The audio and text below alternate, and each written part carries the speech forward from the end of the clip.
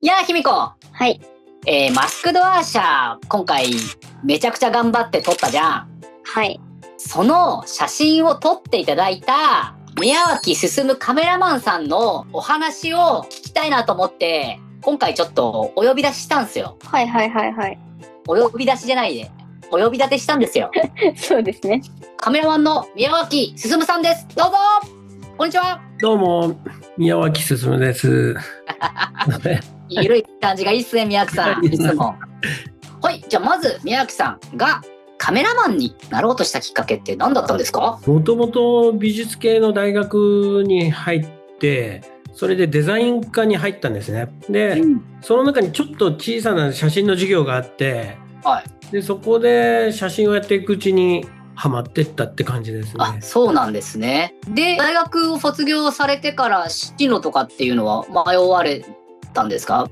それ全然関係ない広告の会社に就職して、おー。で3年間全ての価値観を崩されるぐらい厳しくて。いやー、でもそうっすよね。当時、まだ90年代の初めぐらいですよ。初めぐらいか。うん、いや、まだ厳しい時代ですよね、多分。お前俺の前歩くなよみたいな世界。いや。いやー、宮脇さんにそんな下積みが3年も。でもその3年の間でいろいろあったんですよね、実は。1回だけ展覧会をやって、その時もうどっぷりバンドにハマっちゃってて、ちょっと見てほしい人にハガキを出したんですよ、展覧会の。はい。そしたらそのマネージャーさんが来てくれたんですよね、その展覧会で。本人がツアー中で来れなかった。でもこのハガキの1枚の写真ですごい来たい、見たいって言ってましたって言って。それでもうこれ撮らないとダメだなと思って。これはちょっと興味深い話が、僕も初めて聞く話なんで。昨年から2年連続でマスクドを撮ってみての率直な感想をちょっとお聞かせいただけたらなと思います。壮大ですね。はっきり言って。いや、壮大ですね、僕の中では。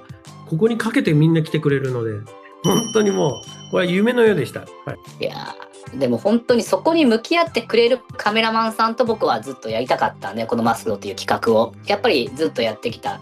で、やっぱ親身になってやってくれる宮脇さんにしかいないだろうなと思ってちょっとお声掛けをさせていただいたんですよね。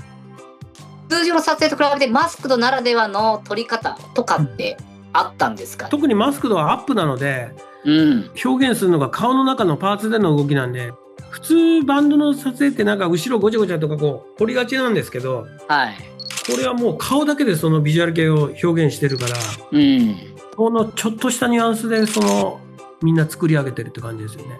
一番違うのは爆音をかけて撮ってたっていうのが普段あんまりそこまではやんない。なんか自分の中にロックを呼び戻すじゃないですけど、あとその空気感とか映ると思って褒めて入れてたんで、はい、それでちょっと爆音を流したりして。宮脇さん的に今後マスクドの足はどう進化していくと思いますか？世界中を変えたいっていうか、大げさに言うとですけどね、このジャンルを作りたいというか、評価を変えたいですね。やっぱり本人たちはそれだけのことをやってるというか、みんなやっぱりすごいので、出す間口でこう突っかかっちゃうともったいないですよね。やっぱなんか僕もやっぱ V 系がダサいって思われるのはすごく嫌なので、知識がある人間がチームを組んでみんなでやれたらもっといいものが発信できるんじゃないかなって思ってる派なんですよね。